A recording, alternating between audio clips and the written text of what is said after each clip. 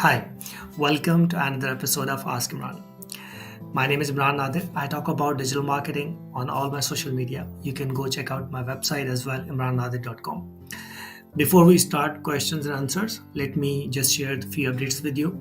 जो last video हमने पहला एपिसोड अपडेट अपलोड किया था on YouTube, it got very good response. अच्छे लाइक्स आए, 2-3 कमेंट्स आए. और इसके अलावा व्हाट आई डिड, मैंने उसके जितने भी सवाल थे उनको कट डाउन करके या फेसबुक के ऊपर भी अपलोड करना शुरू कर दिया, सो दैट अलग अलग जिसके सवाल हों उनको अलग अलग जवाब भी वहाँ पर मिल जाए. तो उससे क्या होगा कि एक तो ये कि कंटेंट जो वीकली कंटेंट है वो डेली की एक वीडियो अपलोड हो जाती है, और जो हमारी वीकली आस्क इमरान की सीरीज़ है वो वीक में एक दफ़ा अपलोड होती है. मैंने कोई डेट अभी तक डिसाइड नहीं की कि सैटरडे को जानी चाहिए या संडे को जानी चाहिए, और नहीं अपडेट किया. That's pretty much it.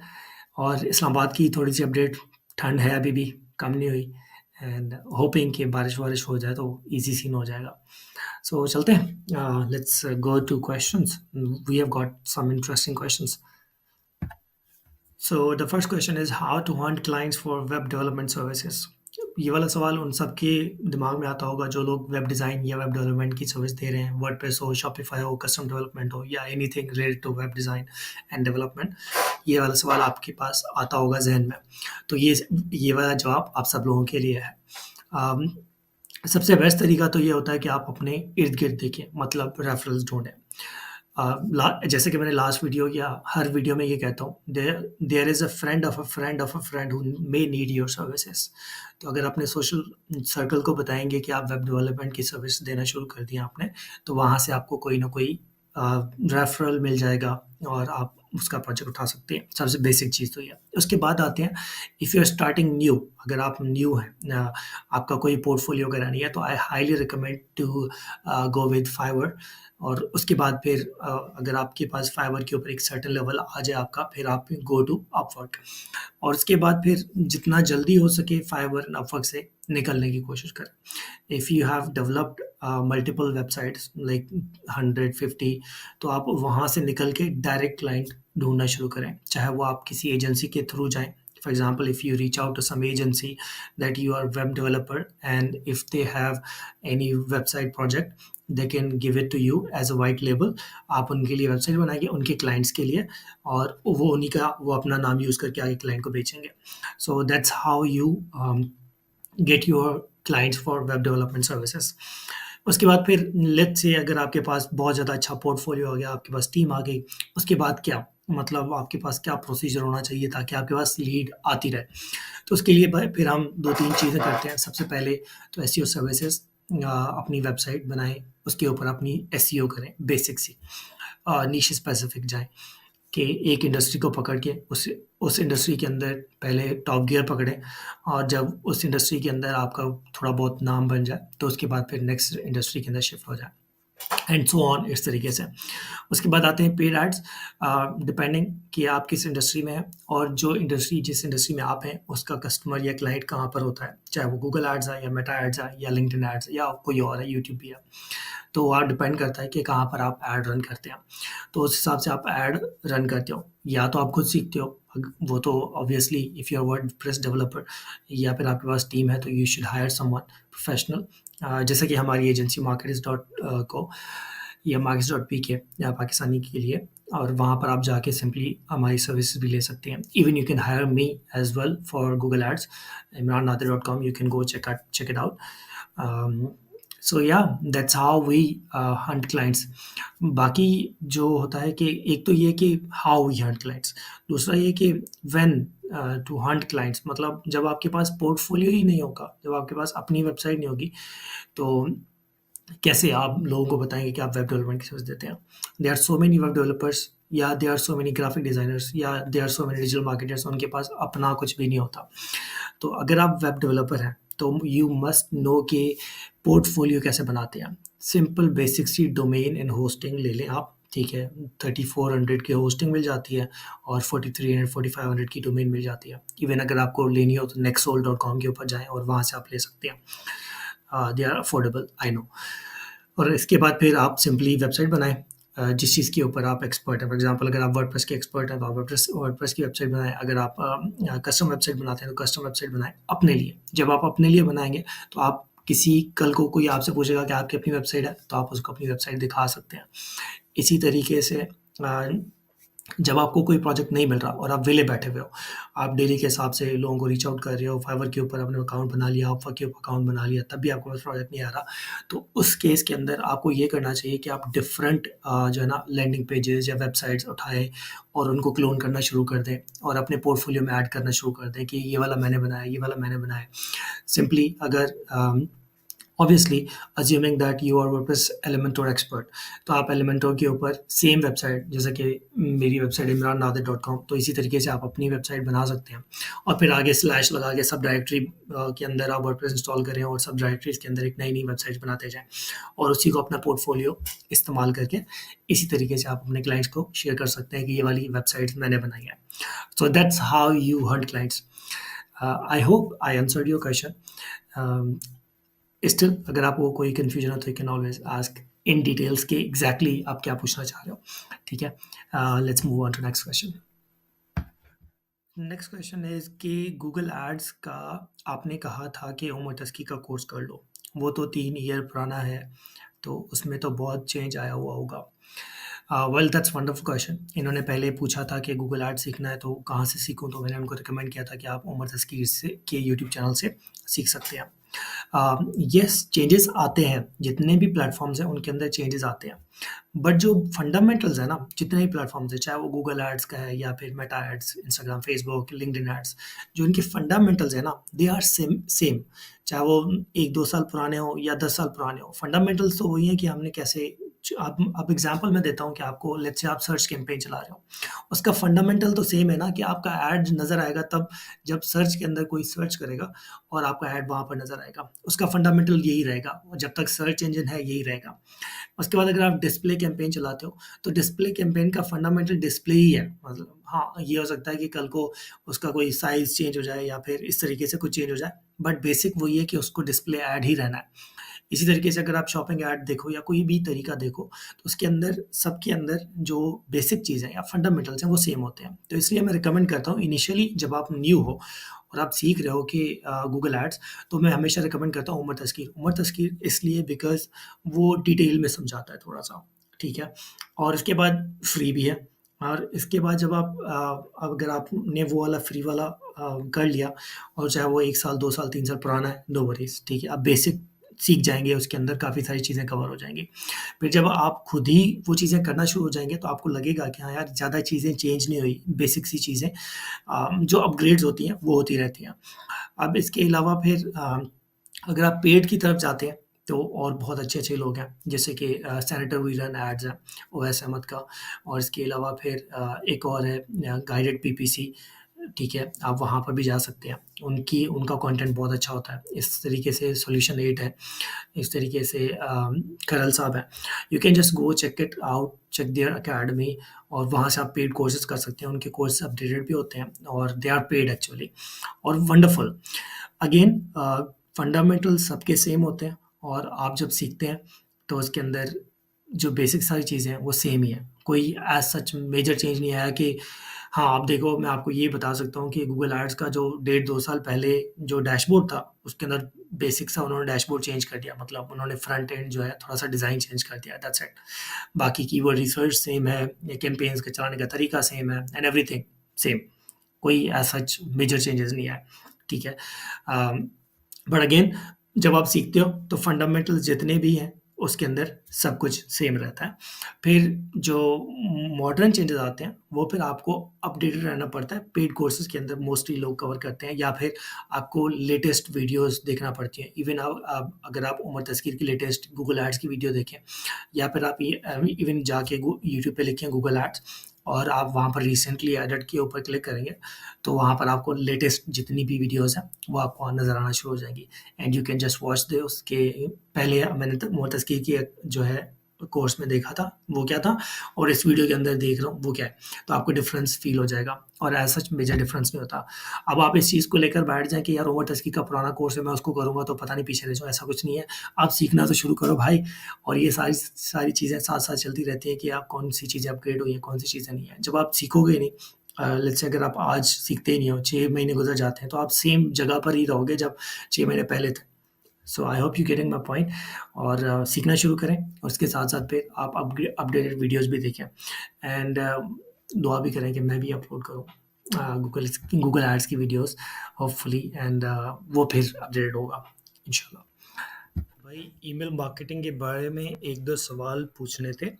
सारा कुछ पता है like fundamentals, email writing etcetera, but clients को कैसे ईमेल्स भेजें फ्री में, लाइक ऐसे टूल्स हैं फ्री पेड दोनों बता दें, और दिन में कितने सेंड कर सकते हैं, द बेस्ट वे क्या है ईमेल सेंडिंग का, काइंडली एक वॉइस में बता दें, बता दो, फ्री पेड दोनों का बता दें। सबसे पहले तो ये कि आप मेरी वेबसाइट के ऊपर जब जाएंगे और डिजिटल मार्केटिंग टूल्स के ऊपर जब जाएंगे तो यहाँ पर मैंने ऑलरेडी एक बड़ी लिस्ट बनाई हुई है जो कि जब स्क्रॉल डाउन करते हैं तो यहाँ पर आपको एक ना ईमेल का सेक्शन मिलता है। यहाँ पर ये सारे टूल्स मैंने ये लिखे हुए हैं जो कि आप यूज़ कर सकते हैं फॉर ईमेल मार्केटिंग। ठीक है, इनमें से काफ़ी पेड होते हैं, काफ़ी जो है फ्री भी होते हैं, मतलब उनका एक लिमिट होती है, फ्री ईमेल्स आप भेज सकते हैं। मोस्टली जो यूज़ होते हैं, क्लावियो एक बड़ा अच्छा है, इसके अलावा ब्रेवो है, ये भी बड़ा अच्छा है, गेट रिस्पॉन्स है, ठीक है, ये भी अच्छा है।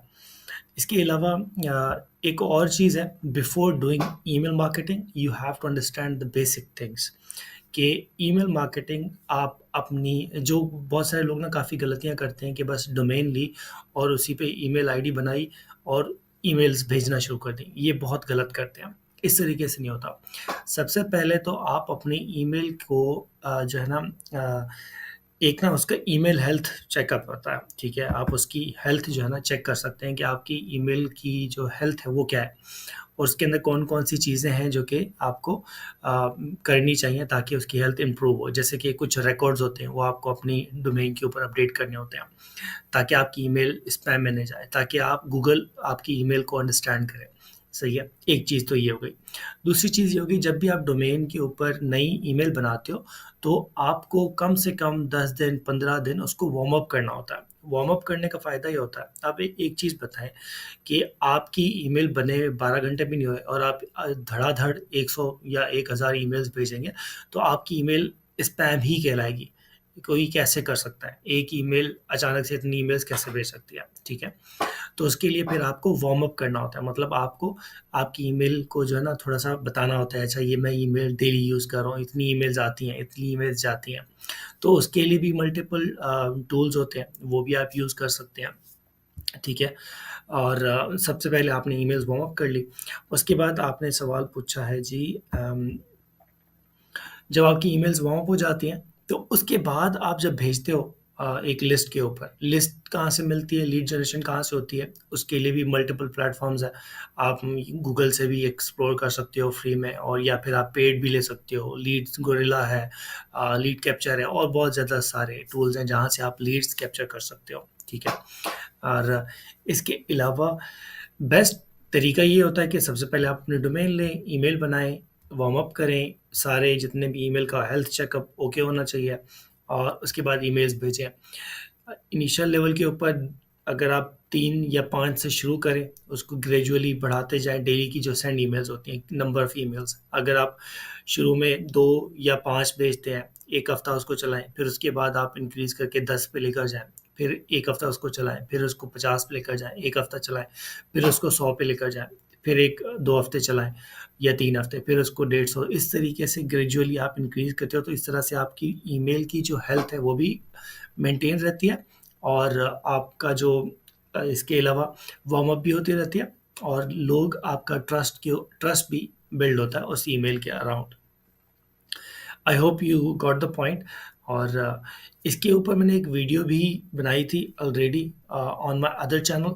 I am gonna put that link in the description, आप उसको भी एक्सप्लोर करें। उसके अंदर मैंने डिटेल्स ईमेल मार्केटिंग के बारे में बताया हुआ है। वो भी कोई 10 मिनट की वीडियो होगी आई थिंक, या 7 मिनट की। आप उसको भी एक्सप्लोर करेंगे तो आपको काफ़ी ज़्यादा चीज़ें जो है वहाँ से भी समझ में आ जाएंगी। Now, this is an interesting question. Brother, should we create content in Urdu or English for building a personal brand on Facebook? क्योंकि कुछ भी कर लें, फेसबुक तो शायद अपने कंट्री में पुश करता है। I need advice. अच्छा, यू हैव टू अंडरस्टैंड कि आपकी जो टारगेट ऑडियंस है, आप किसके लिए कंटेंट बना रहे हैं, वो कौन है। क्या वो उर्दू स्पीकिंग है या क्या वो इंग्लिश स्पीकिंग है। तो आपको वो डिफाइन करना है। वंस यू डिफाइन कि अगर आपने अंग्रेजी एग्जांपल, अगर आपने अंग्रेजी के लिए जो है ना, अंग्रेज़ों के लिए कंटेंट बनाना है, तो आपको इंग्लिश में ही बनाना चाहिए ऑब्वियसली। फिर उसकी स्ट्रैटेजी डिफरेंट हो सकती है कि आपके जो सोशल मीडिया के ऊपर लोग कनेक्ट हुए हुए हैं, वो लोग कौन है।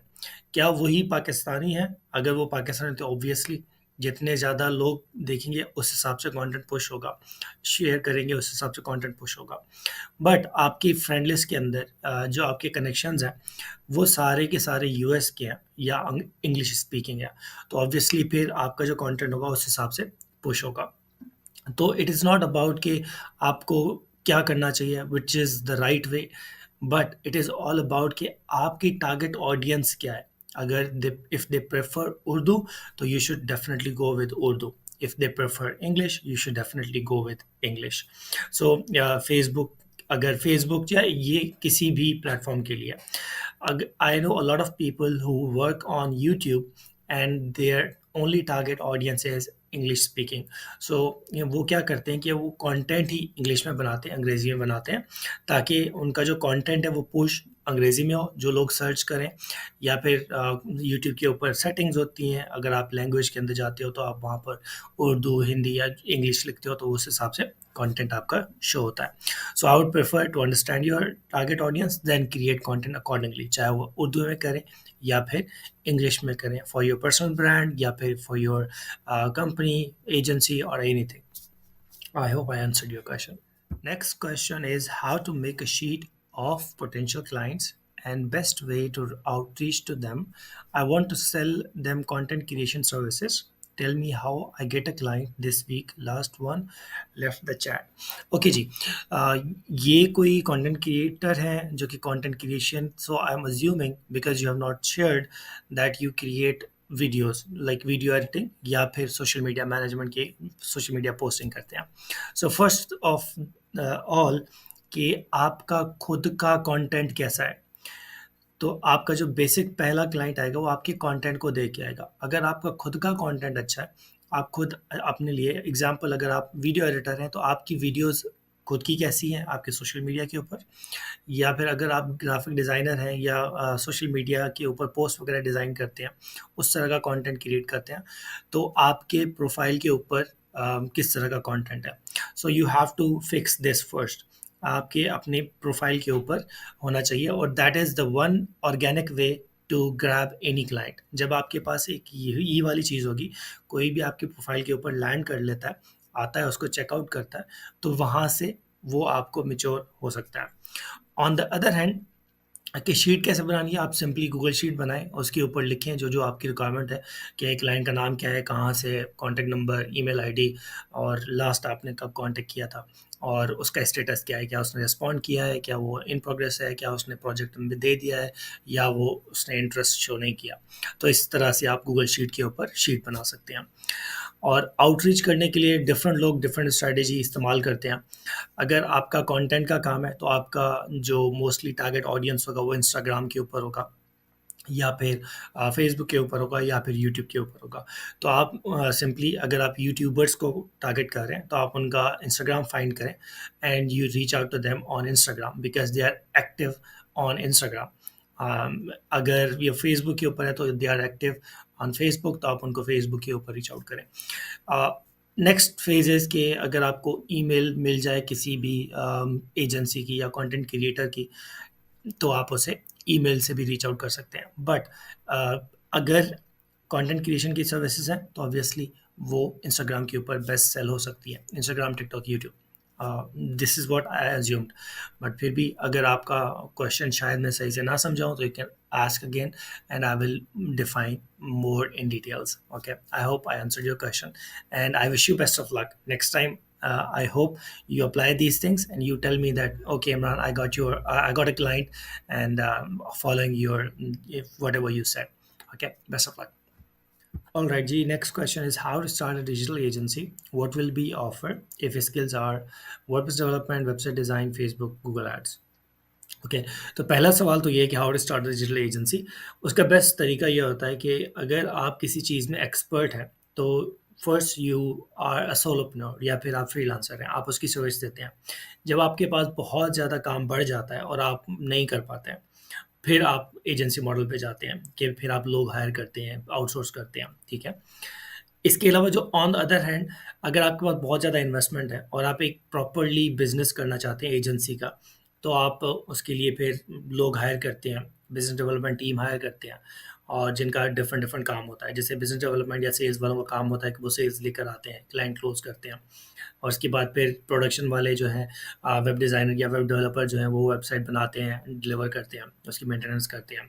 फिर डिजिटल मार्केटिंग वाले गूगल एड्स अपने लिए या क्लाइंट्स के लिए भी रन करते हैं, फेसबुक एड्स उनके लिए भी रन करते हैं। सो इस तरीके से आप एजेंसी बना सकते हैं। आई नो मैंने जल्दी जल्दी बताया, इसके अंदर बहुत ज़्यादा कॉम्प्लिकेशंस होती हैं और ये कोई एक दिन की बात नहीं है। It can take like months और even years, like multiple years. 1 साल से लेकर 5 साल तक भी लग सकते हैं एक अच्छी एजेंसी, डिजिटल एजेंसी बनाने के लिए। आपकी ऑफ़र डिपेंड करती है आपके एक्सपीरियंस के ऊपर, आपके क्वालिटी ऑफ वर्क के ऊपर और आपके कंपैटिटर्स जो ऑफ़र कर रहे हैं उसके ऊपर और आपके क्लाइंट के ऊपर। तो मल्टीपल सर्विसेज़ की आप मल्टीपल जो है ना चार्ज कर सकते हैं।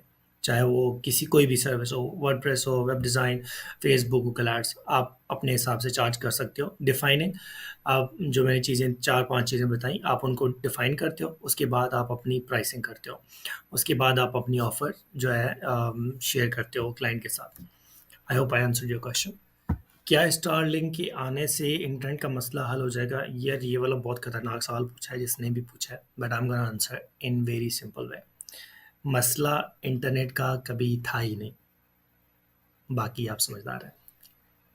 Thank you.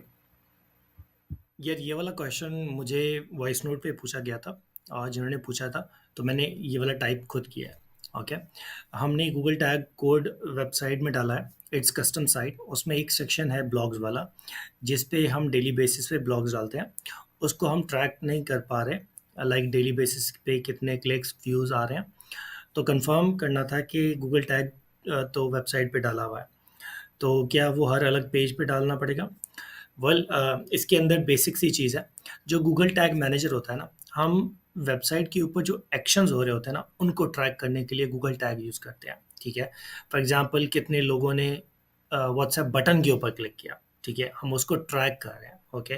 फिर उसके बाद फिर हम गूगल ऐड के अंदर उसको एज़ अ कन्वर्जन यूज़ कर रहे हैं। अच्छा, जब भी कोई इस पे क्लिक करे तो आपने उसको कन्वर्जन नोट करना है और आपने उसका रिज़ल्ट दिखाना है। इस तरीके से हम गूगल टैग मैनेजर को यूज़ करके इस तरीके से जो एक्शंस होते हैं उनको ट्रैक कर रहे होते हैं।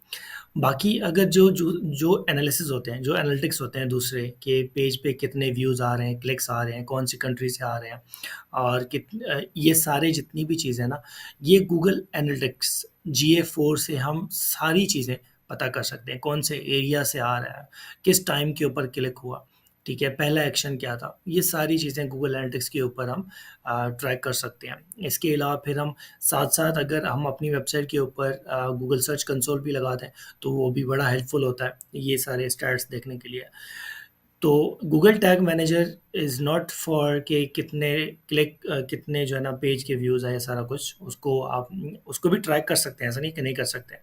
बट उसके लिए बेस्ट सॉल्यूशन ये है कि गूगल एनालिटिक्स इस्तेमाल करें इन छोटी-छोटी चीज़ों के लिए और गूगल टैग मैनेजर को जो है आप इस्तेमाल करें कोई स्पेसिफिक एक्शन को अगर ट्रैक करना है और फिर उसको जो है ना ट्रिगर करवाना है किसी ऐड कैंपेन के अंदर या एनालिटिक्स के अंदर, तो फिर आप गूगल टैग मैनेजर इस्तेमाल करते हैं। रेस्ट अश्योर्ड आप गूगल एनालिटिक्स यूज़ करें और गूगल सर्च कंसोल यूज़ करें अपनी वेबसाइट के लिए, इस तरह के एनालिटिक्स के लिए। Okay, I hope I answered your question. If you have any other question you can ask.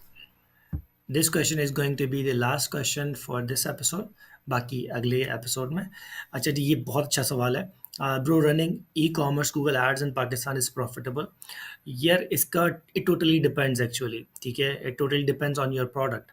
अगर हाई एंड प्रोडक्ट है, मतलब जिसकी कीमत ज़्यादा है और उसका इंटेंट काफ़ी हाई है और लोग उसको सर्च करके लेते हैं, तो फिर yes it is profit, it can be profitable.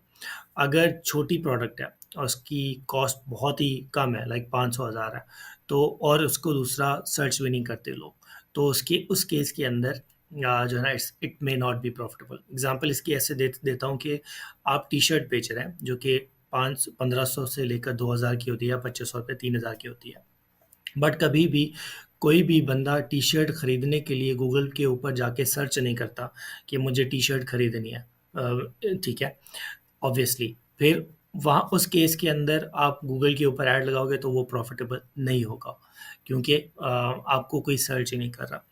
On the other hand, अगर आप बिजनेस हैं और आप बल्क में चीज़ें बेच रहे हैं और लोग आपको जो है ना सर्च करते हैं, like as a wholesaler, या फिर बल्क में जो है ना इस तरीके से कुछ आपको सर्च करते हैं, वहाँ पर अगर आप ऐड लगाते हैं तो आप प्रॉफिटेबल कर सकते हैं उस केस के अंदर। अदर देन दैट नहीं, इट कैन बी चैलेंजिंग। इसका बेस्ट और अल्टरनेट सोल्यूशन ये है कि अगर आप गूगल को यूज़ करके यूट्यूब के ऊपर ऐड चलाएं, तो बेस्ट अवेयरनेस कैंपेन क्रिएट की जा सकती है फॉर योर ई कॉमर्स। आप कोई छोटी मोटी वीडियोस बनाएं, ठीक है, और उसको ई कॉमर्स जो है ना, सॉरी, यूट्यूब के ऊपर अपना ऐड चलाएं, तो वो प्रॉफिटेबल जो है ना आपको दे सकती है, एटलीस्ट अवेयरनेस क्रिएट कर सकती है, और फिर आप उसी सेम ऑडियंस को जो है ना अट्रैक्ट भी कर सकते हैं। और दूसरा तरीका ये है कि आप डिस्प्ले कैंपेन्स भी चला सकते हैं अवेयरनेस के लिए। डिस्प्ले कैंपेन्स क्या होती हैं, इन इन इन क्विक मैं आपको ओवरव्यू दे देता हूँ। वो ये है कि जब आप कोई भी ब्लॉग वेबसाइट देखते हैं तो आप राइट साइड पे या टॉप पे, जैसे आप मेरी वेबसाइट पे जाते हैं imrannadir.com/blog, तो वहाँ पर आपको ऐड नज़र आ रहे होते हैं। तो वो जो ऐड होते हैं ना, वो होते हैं गूगल की तरफ से डिस्प्ले कैंपेन्स, मतलब एड्स डिस्प्ले हो रहे होते हैं आपको। तो उस केस के अंदर आप अपने ई कॉमर्स के लिए भी डिस्प्ले कैंपेन्स रन कर सकते हैं, just to create an awareness, या फिर अपनी जो है ना बढ़ाने के लिए सेल। ऑब्वियसली अगर आपकी अवेयरनेस बढ़ेगी, लोगों को पता चलेगा, फिर लोग आपकी वेबसाइट पे जाएंगे और बाय करेंगे। इस तरीके से आप गूगल एड्स को इस्तेमाल करके उसको प्रॉफिटेबल बना सकते हैं। अगर सिर्फ आप सर्च कैंपेन की बात करें तो obviously it could be quite challenging. Baki, other than that, yes, Google Ads works best for the service industry in Pakistan, because I've been running ads for our own self as well, और they it works like a charm, और हम बहुत अच्छे clients close करते हैं। Locally बात बता रहा हूँ, ठीक है, पते की बात। खैर, और इसके अलावा अगर आपकी प्रोडक्ट हाई हाई क्वालिटी है या फिर महंगी है, तो आप ई कॉमर्स के जो है ना प्रॉपरली कैंपेन रन कर सकते हैं। आई hope I answered your question. Still अगर आपका कोई कंफ्यूजन हो, you can ask me anytime and I will guide you properly, and also you can hire me for Google Ads services as well, और मैं आपके लिए ऑडिट कर लूँगा और सारा कुछ, ठीक है। Thank you so much. Yeah, a big thank you to all of you who watch the complete videos.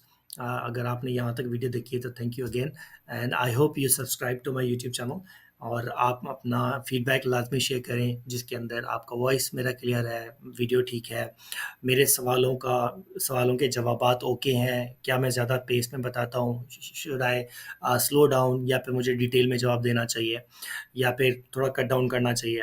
तो ये सारा जो फीडबैक आपका होता है उसको मद्देनज़र रख के I can improve my self, और फिर मैं आपको बेहतर से बेहतर जवाब दे सकता हूँ। And other than that, if you have any questions you can just ask in comments, या फिर आप मुझे डायरेक्टली फेसबुक के ऊपर भी रीच आउट कर सकते हो। You can go check out my website imrannadir.com. You will find very good things, जिसके अंदर templates हैं और road maps हैं and other blogs as well, and you can just go check it out. And yes, again, do follow me, and if you have any questions you can always reach out to me. I'm available on all social media. Just go and find me, Imran Nadir, and you will find it. uh, So see you in the next one. Till then, bye.